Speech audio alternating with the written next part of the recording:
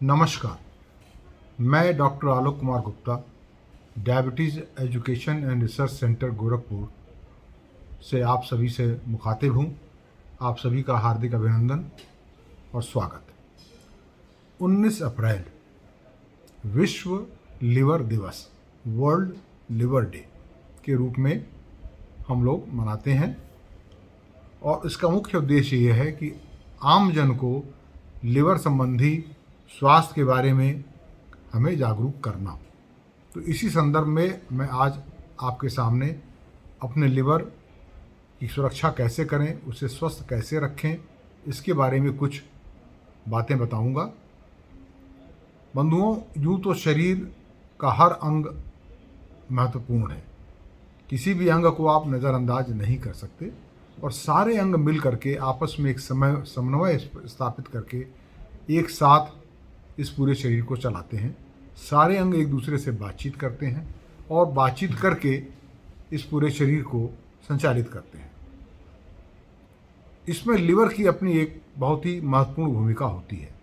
Liver एक ऐसा अंग है जो हमारे शरीर के उदर में दाहिने तरफ ऊपर वक्ष के नीचे, डायफ्राम के नीचे स्थित होता है।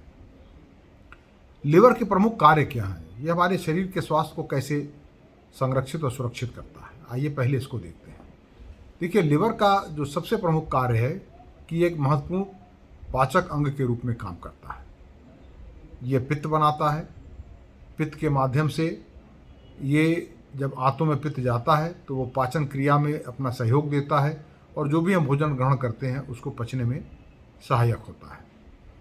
दूसरा, यह लिवर पित्त के माध्यम से बहुत से ऐसे त्याज्य पदार्थ जो शरीर में उत्पन्न होते हैं विभिन्न अंगों द्वारा कार्य किए जाने के दौरान, उनको भी पित्त के माध्यम से आंतों में भेज करके मल के साथ शरीर से बाहर निकाल देता है। तो ये एक सफाई के अंग के तौर पर भी काम करता है। तीसरा, यह एक बहुत ही महत्वपूर्ण प्रोटीन बनाता है, एल्बुमिन, जो हमारे रक्त का एक बहुत महत्वपूर्ण हिस्सा है। इसके अलावा ये ब्लड कोआगुलेशन फैक्टर्स को भी बनाता है। ब्लड कोआगुलेशन फैक्टर्स मतलब वो फैक्टर्स जो रक्त को आवश्यकता पड़ने पर थक्का बना सकें। जैसे कहीं कट लग गया, कहीं चोट लग गई और वहाँ से रक्तस्राव होने लगा, तो अगर उस रक्तस्राव को न रोका जाए, कुदरत अगर उस रक्तस्राव को न रोके तो व्यक्ति रक्तस्राव से ही मर जाएगा, ब्लीडिंग से ही उसकी मृत्यु हो जाएगी।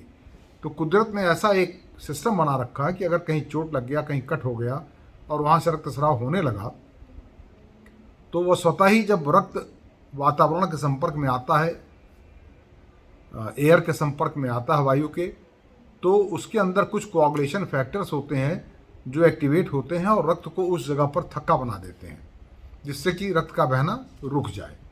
तो इन कोआगुलेशन फैक्टर्स को भी लिवर बनाता है। ये इसका एक और बहुत ही महत्वपूर्ण कार्य है।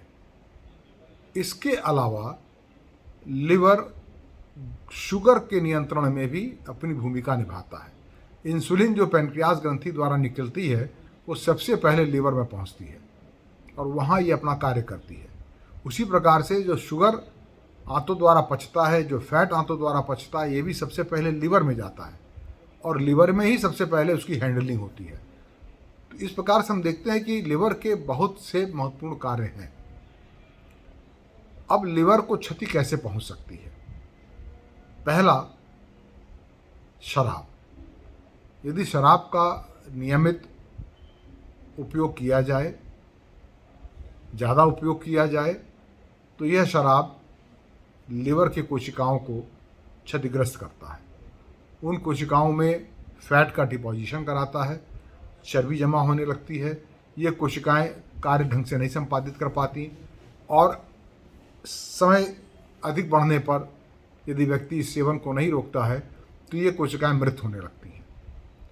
इन मृत कोशिकाओं की जगह को लेने के लिए कुछ महीन तंतु जैसे फाइबर लिवर के अंदर पनपते हैं और ये लिवर की संरचना को प्रभावित कर देते हैं, जिसकी वजह से दो काम होता है। एक तो लिवर के सेल्स कम हो गए, तो लिवर का जो कार्य है, जो उसका अपना नैसर्गिक कार्य है, वो बाधित हुआ, और जब उसकी संरचना में गड़बड़ी आ गई तो ये जो बाइल बनता है, जो पित्त बनता है, वो लिवर में इकट्ठा होने लगता है, वो आंतों में नहीं जाता, तो आंखों में पीलापन, कमरू, जॉन्डिस, आप जिस भी नाम से इसको पुकार लें, वह होने लगता है। कोआगुलेशन फैक्टर्स नहीं बनते, प्रोटीन नहीं बनता, तो ब्लीडिंग हो जाती है, आंतों में ब्लीडिंग शुरू हो जाती है, कहीं कट लग गया तो वहाँ से ब्लीडिंग हो सकती है, तो उससे भी व्यक्ति की मृत्यु हो सकती है। प्रोटीन कम होने लगता है, लिवर के अंदर का प्रेशर बढ़ने लगता है, तो उससे आंतों के अंदर जब प्रेशर बढ़ता है ब्लड का, तो आंतों में पानी आने लगता है, जिसे हम जलोदर कहते हैं या एसाइटिस कहते हैं। ये सारे लक्षण उत्पन्न होने लगते हैं। दूसरा जो कारक है लिवर को क्षति पहुंचने का, वो है संक्रमण, विशेषकर कुछ वायरसेस के द्वारा। Hepatitis A virus, hepatitis B virus, C virus, D virus और ई वायरस, ये कुछ प्रमुख वायरस हैं, जिनमें से ए और ई भोजन के माध्यम से, पानी के माध्यम से फैलता है। तो यदि किसी व्यक्ति को हेपेटाइटिस ए का संक्रमण है और उसके मल में हेपेटाइटिस ए के वायरस आ रहे हैं और वो शौच जाने के बाद अपने हाथों का प्रक्षालन, सफाई अच्छे से नहीं करता और उन्हीं हाथों से वो किसी दूसरे को पानी देता है या उसको भोजन देता है। मान लीजिए किसी रेस्टोरेंट में कोई वेटर है जिसको हेपेटाइटिस ए हो गया, जिसका संज्ञान उसको अभी नहीं है, और वो इन गंदे हाथों से अगर भोजन किसी को परोस देता है और वो भोजन को दूसरा लेता है या पानी लेता है, तो उसको भी हेपेटाइटिस ए होने की संभावना हो जाती है। तो इसलिए स्वच्छ जल, स्वच्छ भोजन बहुत आवश्यक है, इंश्योर करना लेने से पहले कि हम जहाँ खा पी रहे हैं वहाँ हाइजीन का पूरा ध्यान रखा जा रहा है। और हेपेटाइटिस ई भी इसी तरह जल से और भोजन से ही फैलता है। हेपेटाइटिस बी और डी, यह दोनों जो हैं ये रक्त के माध्यम से और संभोग के माध्यम से फैलते हैं। तो यदि किसी एक व्यक्ति को हेपेटाइटिस बी है और उसको कोई इंजेक्शन लगाया गया और उसी सिरिंज से दूसरे व्यक्ति को भी इंजेक्शन लगा दिया गया, तो दूसरे व्यक्ति को संक्रमण होने का चांस रहेगा।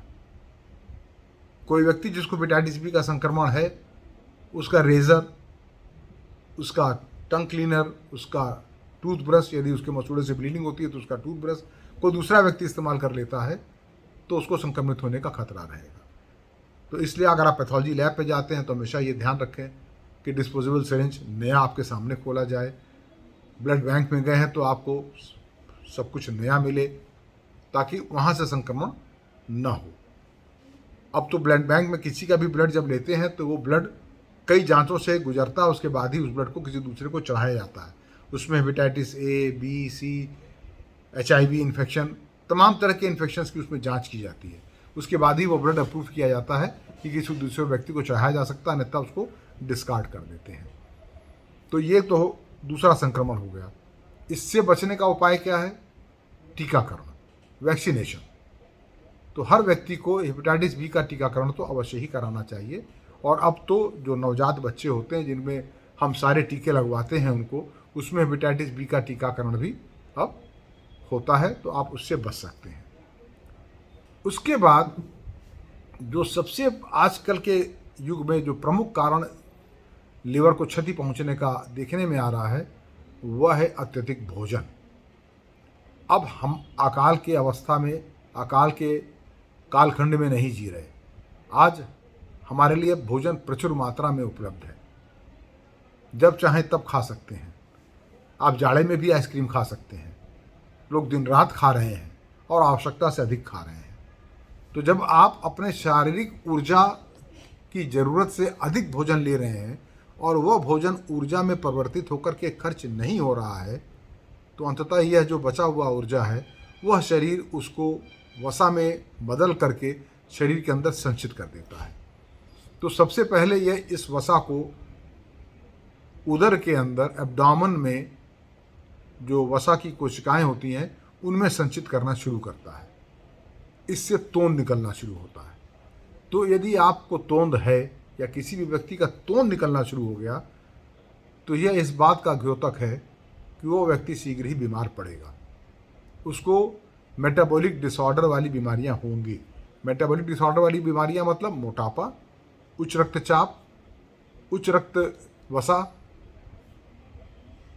डायबिटीज़, ये सारी जो बीमारियां जिनको मेटाबॉलिक डिसऑर्डर कहते हैं, ये तोंद के साथ ही जन्म लेना शुरू कर देती हैं। तो पेट जब हुआ मटका तो श्वास को लगा झटका।